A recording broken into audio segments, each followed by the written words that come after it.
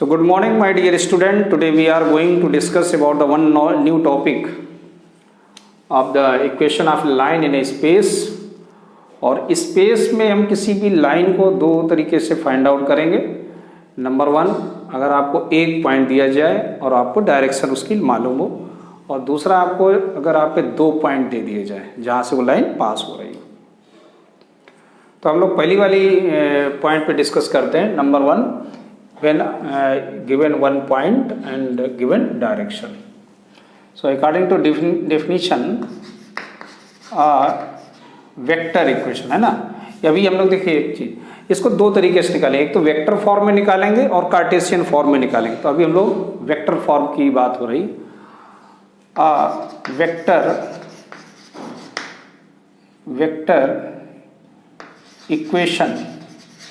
Vector equation of a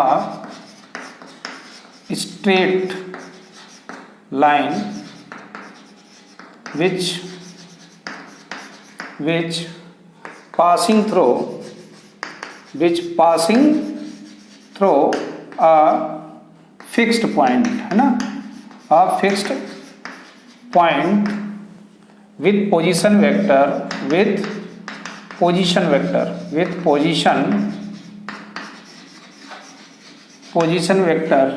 A vector and parallel to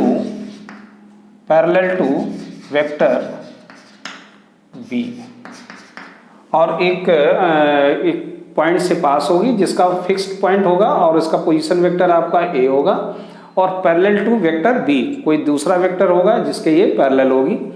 so equation बनेगी अपनी R vector equal to A vector plus lambda B vector. ये आपको equation पढ़नी है, ठीक। अब जरा इसका हम लोग डेरिवेशन देखते हैं। तो ये आपका हो गया x, ये हो गया y और ये हो गया z। ये तो आपका हो गया स्पेस। इसमें कोई भी फिक्स पॉइंट है A, और यहाँ से आपके इस तरह से लाइन पास हो रही है, और जिसका पोजीशन वेक्टर क्या है, A वेक्टर है। It means that is A position vector of that point A। कोई भी इस पर एक P पॉइंट है, उसका पोजीशन वेक्टर हमने R लेट कर लिया, और एक दूसरा वेक्टर है B जिसके ये पैरेलल है। एक कोई भी दूसरा वेक्टर जिसकी डायरेक्शन आपको मालूम है, ये इस लाइन के पैरेलल है। तो और ये हो गया आपका O। तो कंडीशन क्या है इसकी, ट्रायंगुलर लॉ अगर हम लोग लगाएंगे तो क्या बनेगा, OA vector plus AP vector equal to क्या होगा, OP वेक्टर होगा। तो OA वेक्टर क्या, हमने पोजीशन वेक्टर क्या है A, और AP वेक्टर आपका क्या हो जाएगा, लेमडा B वेक्टर, और OP क्या हो जाएगा, R वेक्टर। तो ऐसे ना इक्वेशन क्या आएगी, R vector equal to A vector plus lambda B vector. ये बात समझ में आई भाई। लेमडा B वेक्टर कैसे हो गया, क्योंकि ये B है और ये लाइन है इसके पैरेलल है, तो ये डायरेक्शन इससे मालूम हो गया। तो अगर कोई भी पैरेलल हम लोगों ने पढ़े भी हैं वेक्टर कैसे निकालते हैं, तो उसी से आ गया लेमडा B वेक्टर। अब ये तो वही वेक्टर फॉर्म की। अब जरा कार्टेशियन फॉर्म में चलते हैं। अगर हम कार्टेशियन फॉर्म की बात करें तो देखिए A वेक्टर जो A है ना, उसमें हम लोग लेट कर लें कि पॉइंट x1 y1 z1 से लाइन हमारी पास हो रही है। तो ये क्या आ जाएगा, x1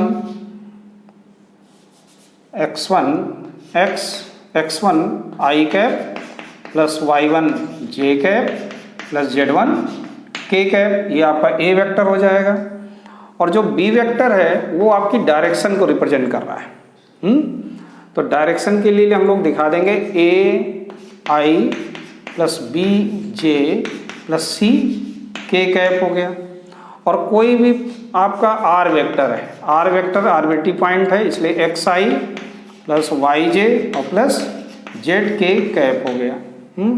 अब हम लोग इस इक्वेशन में आएंगे और यहाँ वैल्यू रखेंगे। R वेक्टर की वैल्यू क्या है, xi cap yj cap plus zk cap equal to, और A वेक्टर क्या है आपका, x1 i cap y1 j cap और Z1 k कैप और प्लस a वेक्टर हो गया plus lambda b vector. Lambda और b वेक्टर अपना क्या है, ai, bj और ck। यहाँ तक आया समझ में? ठीक। अब हम लोग क्या करेंगे, इसमें i वाले कंपोनेंट्स एक जगह, तो ये बनेगा x1 plus lambda ai plus y1 plus lambda bj और plus z1 plus lambda c k cap. और ये आपके इक्वल है xi yj और zk के। अब क्या करना है, कंपेयर करा दीजिएगा। ठीक है, जब कंपेयर कराएंगे तो देखो क्या आएगा, x जो इक्वल टू है किसके, x1 प्लस लेमडा a के, x equal to x1 plus lambda a के। x1 को इधर लेके आएंगे तो क्या आएगा, x minus x1 equal to lambda a। यहाँ से लेमडा की वैल्यू क्या आएगी, x minus x1 upon a। Similarly हम लोग y को जब इक्वल करेंगे कि y इक्वल टू क्या आएगा, y1 प्लस लेमडा b, तो हमारी कंडीशन बन जाएगी y minus y1 upon b equal to lambda. Similarly अगर हम लोग z की बात करेंगे तो क्या आएगा, z minus z1 upon c equal to lambda. तो क्या नोटिस किया कि ये देखो कांस्टेंट लेमडा लेमडा लेमडा, तो इन तीनों से अगर हम लोग तीनों को अगर हम लोग एक साथ करें तो क्या लिखेंगे, x minus x1 upon a equal to y minus y1 upon b equal to z minus z1 upon c। तो ये आपकी कार्टेशियन फॉर्म में हो गई है ना।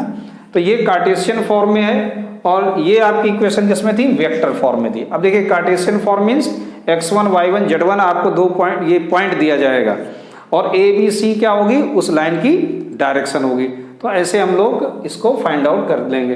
अब हम लोग बात करेंगे सेकंड पे कि passing through the two given point, अगर वो दो पॉइंट से पास हो रही तो कंडीशन क्या बनेगी। So before that you pass the video and note it down. So come to second point, a line passing through the two given point. So हम लोग लेट कर लेते हैं कि ये आपका एक प्लेन हो गया, ये हो गया x that is y and z और ये ओरिजिन। कोई भी line passing through the a point and b point, जो a और b से पास हो रही है और जिसके पोजीशन वेक्टर हैं a वेक्टर और b वेक्टर, और एक आपका कोई आर्बिट्री पॉइंट r है जिसका पोजीशन वेक्टर क्या है, r। तो इसके उसको हम लोग जब ओरिजिन से इस तरह से ज्वाइन कराएंगे तो देखो क्या बनेगा, ये तो आपकी डायरेक्शन इसमें होगी। ठीक, सो ए बी वेक्टर क्या होगा, ए बी वेक्टर। तो सबसे पहले हमको ए बी वेक्टर निकालना, तो ए बी वेक्टर क्या बनेगा, डायरेक्शन ये है आपकी O B vector minus O A vector, O B vector minus O A vector होगा। और दूसरा आपका आएगा O R vector, O R vector. अब देखिए ओ आर वेक्टर क्या होगा, O R vector equal to O A vector plus A R vector, A R vector. ठीक, देखिए ओ आर वेक्टर को हम लोग क्या लिख सकते हैं, आर वेक्टर, और ओ ए वेक्टर क्या है, ओ ए वेक्टर को अगर हम लोग लिखें तो O A vector that is A vector, और ए आर को हम लोग क्या लिख सकते हैं, देखिए ए आर का जो डायरेक्शन है वो ए बी के डायरेक्शन का है, यानी ए आर अगर हम देखें तो ए आर जो वेक्टर हमारा बनना है वो बनना है, इसकी डायरेक्शन क्या है, ए बी की साइड। तो दोनों लाइन तो एक ही ना, तो लेमडा ए बी वेक्टर। बात आई समझ में। ए आर वेक्टर को हम लोग क्या लिख सकते हैं, लेमडा ए बी वेक्टर लिख सकते हैं ना। तो ए बी को क्या है देखिए, और ए बी को हम लोग क्या लिख सकते हैं, तो इसको लिख दिया lambda O B minus O A vector. बात आई समझ में। सो आर वेक्टर इक्वल टू क्या बन जाएगा, ए वेक्टर प्लस लेमडा, और ओ बी क्या है, बी वेक्टर। माइनस ए वेक्टर। तो ऐसे आपका वेक्टर इक्वेशन निकल आया जब आपके 2 पॉइंट दिए जाएं। तो ये तो हुआ वेक्टर फॉर्म। सिमिलरली इसका कार्टेशियन फॉर्म निकालने के लिए भी आप क्या करेंगे, आर की जगह हम लोग क्या लिख देंगे, आर की जगह अब हम लोग डायरेक्ट लिख रहे हैं एक्स आई कैप होगा, ये वाई जे कैप होगा और ये जेड के कैप बनेगा। और A vector means where line passing through. अब हमने लेट कर रहा है कार्टेशियन फॉर्म में। अगर हम ए की बात करें तो ए हमारे पॉइंट क्या बन जाएंगे, x1 y1 और z1 हो जाएंगे। और बी पॉइंट क्या हो जाएगा, बी हमारा x2 y2 एंड z2 को रिप्रेजेंट करेगा कार्टेशियन फॉर्म में। तो यहाँ वेक्टर फॉर्म में जब हम लोग लिखेंगे तो ए किसका, इस ए का पोजीशन वेक्टर क्या है, ए है। तो ये ए वेक्टर क्या आ जाएगा, x i cap y j cap y x1 cap y1 j cap and z1 k cap. और सिमिलरली आपका b वेक्टर ये क्या बन जाएगा, x2 i cap plus y2 j cap plus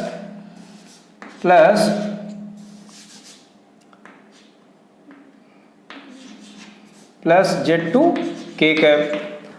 तो हम लोग इधर वैल्यू रख के देखते हैं क्या आएगा। a में क्या आएगा, x1 i cap plus y1 j cap plus z1 k cap बन गया। ठीक, बात आ रही समझ में। अब इसको मैं रब कर देता हूँ, जगह मिल जाएगी लिखने के लिए। Plus lambda. अब देखिए बी वेक्टर और माइनस ए वेक्टर, इन दोनों को हम लोग माइनस करके डायरेक्ट लिखें तो क्या लिख देंगे, x2 minus x1 i cap y2 minus y1 j cap and z2 minus z1 k cap. फिर x i y j और z k।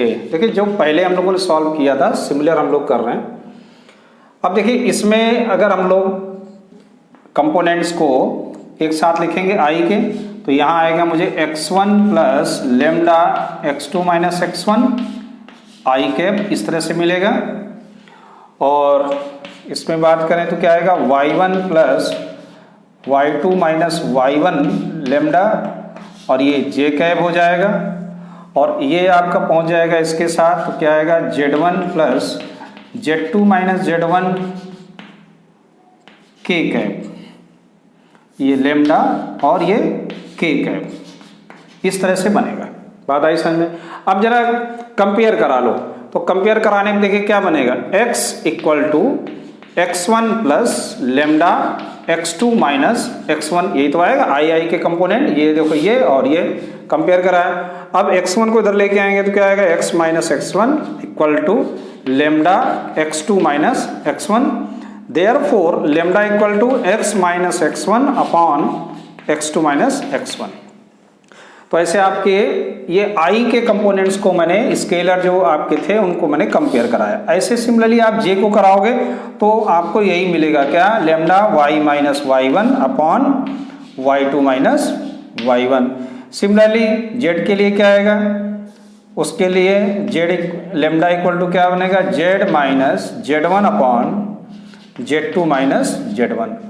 अब तीनों को इक्वल कर देंगे तो इक्वेशन आएगी x minus x1 upon x2 minus x1 equal to y minus y1 upon y2 minus y1 equal to z minus z1 upon z2 minus z1। तो ये आपका क्या था, कार्टेशियन फॉर्म था। यानी कि जब आपको 2 पॉइंट दिए जाएंगे तो आप वेक्टर इक्वेशन कैसे फाइंड आउट करोगे। और वेक्टर फॉर्म में जब आएगा तो आएगा R vector equal to A plus lambda B minus A, और कार्टेशियन फॉर्म में आएगा तो x minus x1 upon x2 minus x1, y minus y1 upon y2 minus और z minus z1 upon z2 minus z1। तो ठीक, अब हम बात करेंगे एंगल बिटवीन टू लाइंस। तो अब हम लोग बात करते हैं दो लाइनों के बीच का एंगल निकालने का। तो कैसे निकालेंगे, देखिए मैंने जैसे फिगर बनाया कि एक आपकी एक लाइन ये है r equal to a1 plus lambda b1, और ये किसके पैरेलल है, b1 के पैरेलल है। और दूसरी लाइन है आपकी ये r vector equal to a1 plus mu b2, ये किसके पैरेलल है, b2 के। अब ये चूंकि ये पैरेलल है इसके, तो मैंने ये लेट कर लिया कि इनके बीच का जो एंगल इन दोनों के बीच का होगा, यानी कि जो b1 और b2 के बीच का एंगल होगा वही वो एंगल ही इन दोनों लाइनों के भी बीच का होगा। तो अगर मुझे b1 b2 दो अगर मुझे वेक्टर मालूम है, वेक्टर फॉर्म में मुझे मालूम है, तो उनके बीच का एंगल क्या होता है, cos theta equal to b1 dot b2 upon magnitude of b1 and magnitude of b2। तो ऐसे हम लोग डॉट प्रोडक्ट में हम लोगों ने पढ़ा भी था वेक्टर में कि दो अगर मुझे वेक्टर दिए गए, दो लाइनों का वेक्टर फॉर्म में अगर मालूम है तो कैसे हम उनके बीच का एंगल निकालेंगे। यहाँ और भी कंडीशन है कि both are perpendicular then b1 dot b2 क्या हो जाएगा, 0 हो जाएगा इफ परपेंडिकुलर, और if they are parallel then b1 vector equal to कोई भी कांस्टेंट, मान लीजिए लेमडा, और ये b2। ये कब होगा, जब लाइनें पैरेलल होंगी, और ये कब होगा, जब परपेंडिकुलर होंगी। तो ये तो बात हुई वेक्टर फॉर्म में अगर दो एंगल निकालना है आपको। अब हम लोग बात करते हैं कार्टेशियन फॉर्म में चलते हैं।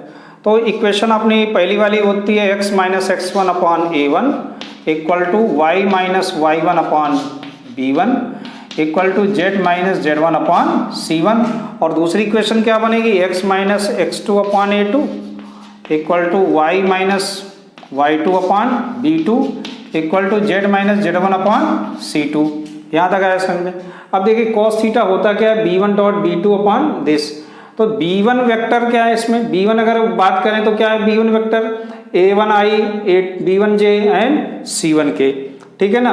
और अगर हम लोग b2 की बात करें तो वेक्टर हमारा क्या आएगा, a2 b2 और c2 मैंने लेट कर रखा है। आप ऐसे समझ लो कि b1 वेक्टर की अगर मैं बात करूं, b1 वेक्टर की, तो इसका जो हमारा वेक्टर फॉर्म में आएगा वो a1i cap plus b1 j cap, और ये आ जाएगा c1 k कैप। ऐसे मैं लिख रहा हूँ समझने के लिए, ये b1 आप कंफ्यूज नहीं होना, यहाँ पर ये स्केलर है और ये वेक्टर को रिप्रेजेंट कर रहा है।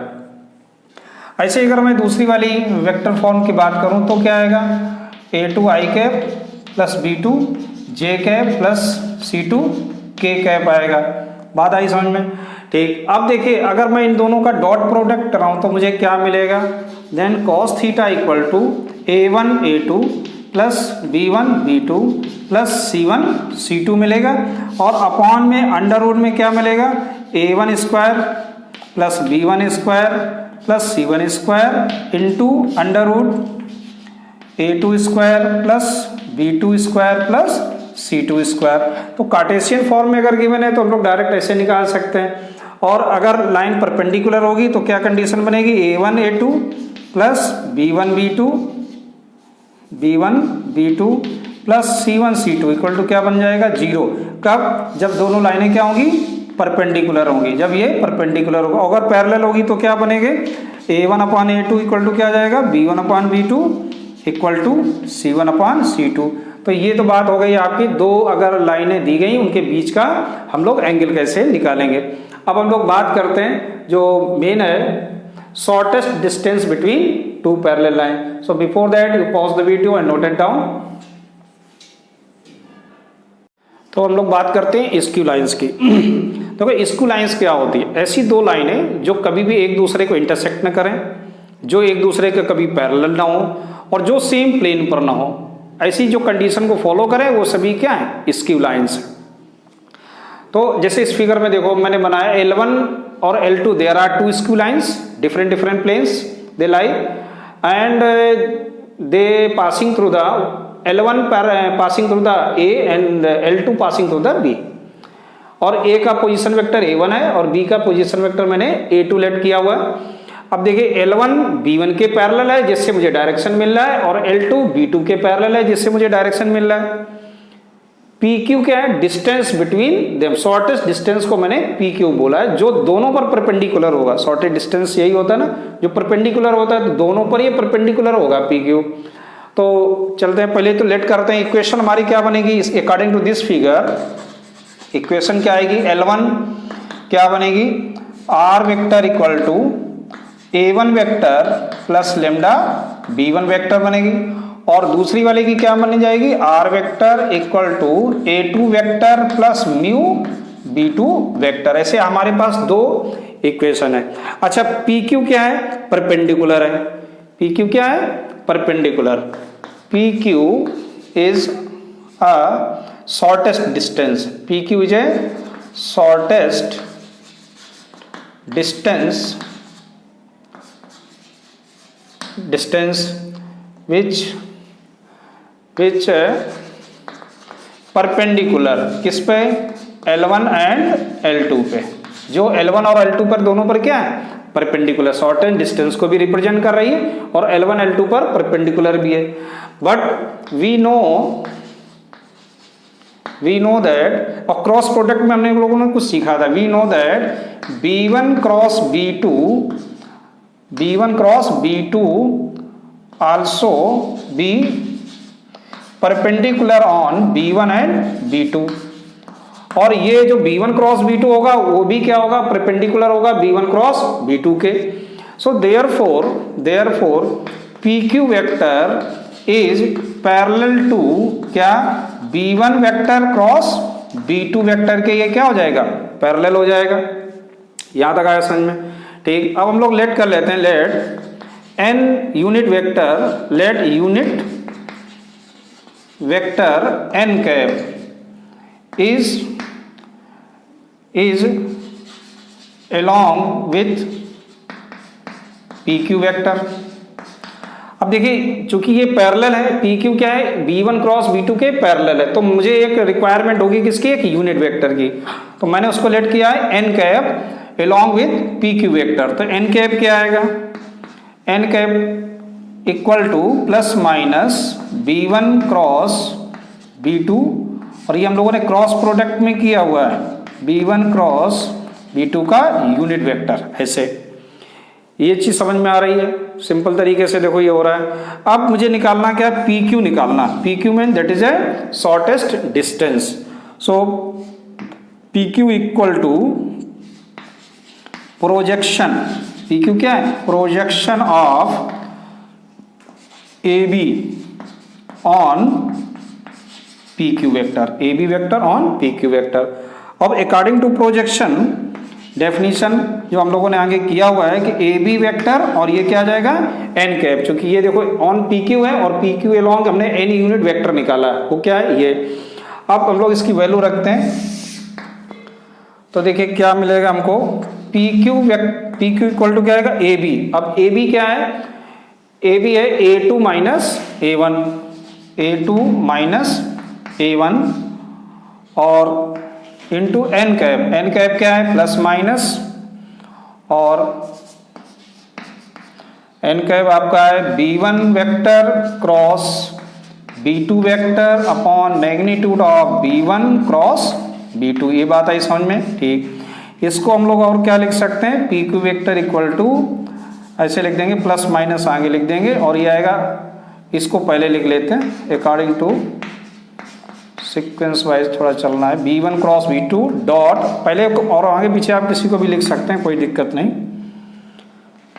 A2 vector minus A1 vector upon magnitude of B1 vector cross B2 vector. ये बात आई समझ में? अच्छा, अब देखिए यहां पर हमारा प्लस माइनस आ रहा है, लेकिन ये तो डिस्टेंस को रिप्रेजेंट कर रहा है, इसलिए मुझे क्या करना होगा, क्योंकि ये डिस्टेंस को रिप्रेजेंट करेगा, इसलिए इसको चाहे वो प्लस में आए या माइनस में आए वैल्यू हमें पॉजिटिव ही रखना है। तो क्या लिखेंगे, इसको मॉड में लिख देंगे, B1 vector cross B2 vector dot A2 vector minus A1 vector और whole upon magnitude of B1 cross B2।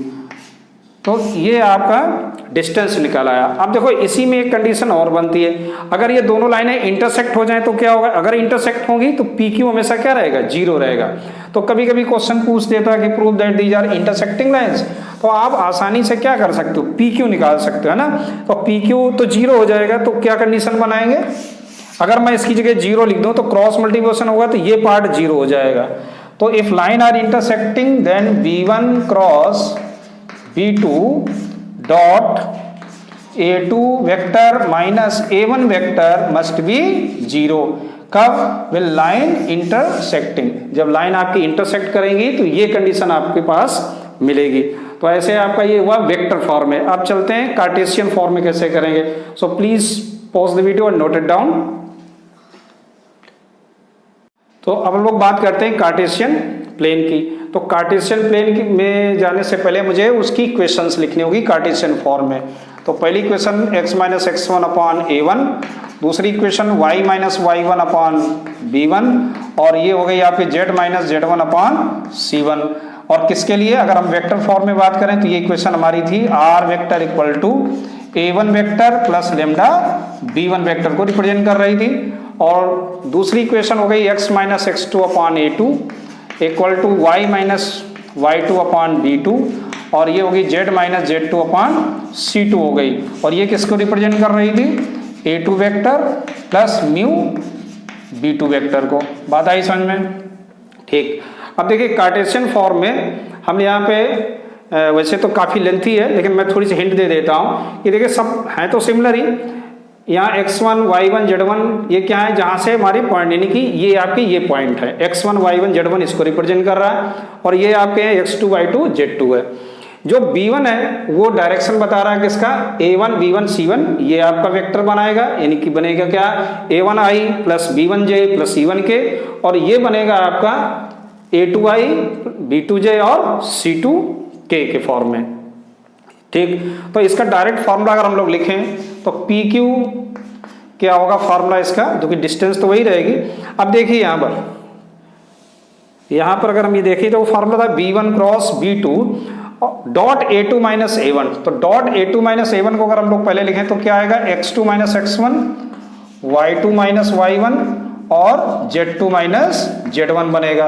अब बात करेंगे अगर b1 क्रॉस b2 की, तो b1 क्रॉस b2 में क्या आएगा, a1 b1 c1 a2 b2 c2। आप इसी से लिख सकते हो इसे।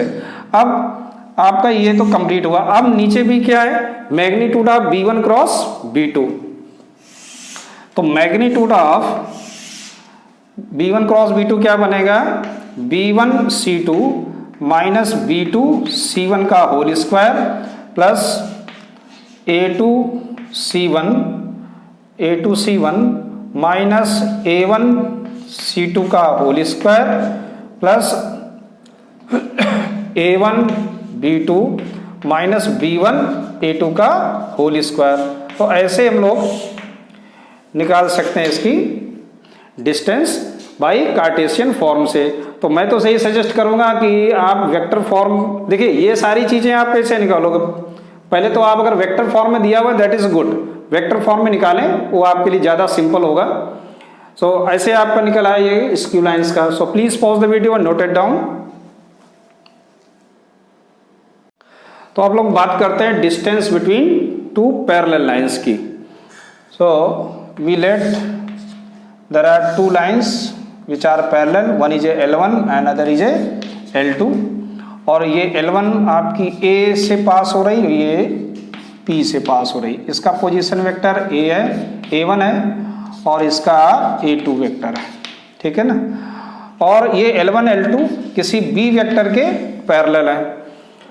तो यहाँ से मैंने एक परपेंडिकुलर ड्रा किया, चूंकि ये पैरेलल है तो 90 डिग्री इनकी डिस्टेंस का ही एक काम करेगा, और इसको इससे जो आपने ज्वाइन करा दिया, तो इसका नाम दे दिया क्या, Q।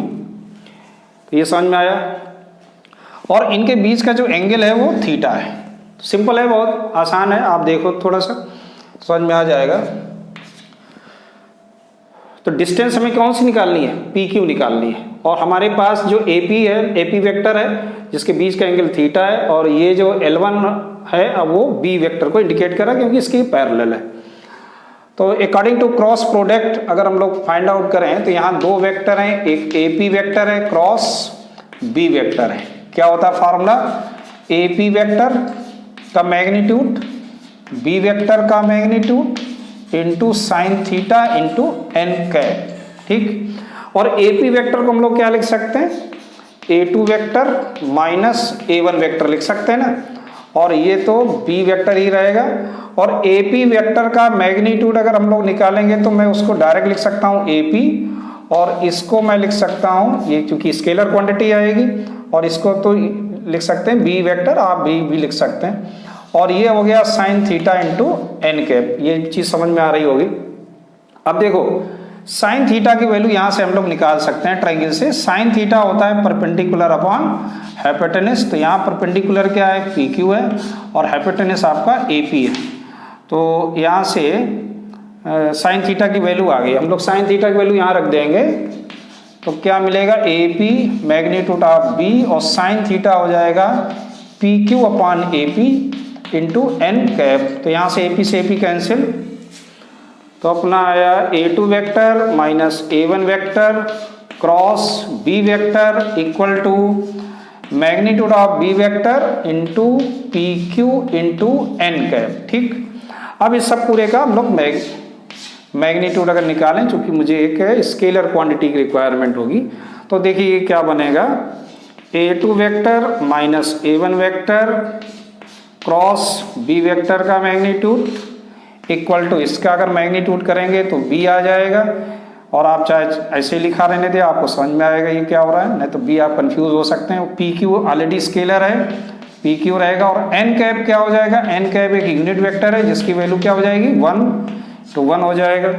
सो पी क्यू की वैल्यू निकालना था क्योंकि यही डिस्टेंस था, तो ये आपका आएगा a two minus a one cross b vector upon magnitude of b vector. तो समझ में आ गया होगा। तो ऐसे हम लोग डिस्टेंस निकालते हैं दो पैरेलल लाइन के बीच की। ठीक, डिस्टेंस हमेशा पॉजिटिव होती है, ये ध्यान रखना है। तो अपना ये इंट्रोडक्शन का पार्ट पूरा हुआ। अब हम लोग मिलते हैं अगले लेक्चर में 11.2 के लिए।